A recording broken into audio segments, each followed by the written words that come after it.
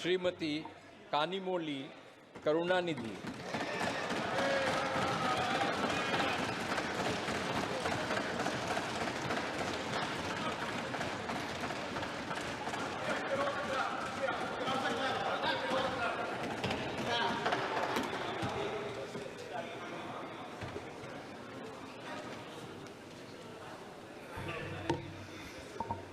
மக்களவையின் தேர்ந்தெடுக்கப்பட்ட உறுப்பினராகிய கனிமொழி கருணாநிதி எனும் நான்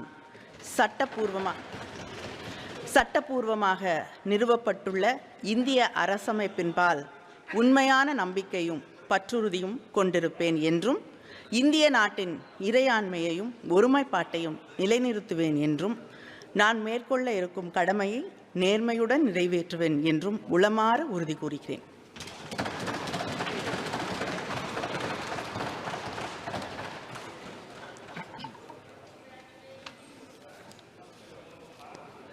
डॉक्टर रानी श्री कुमार।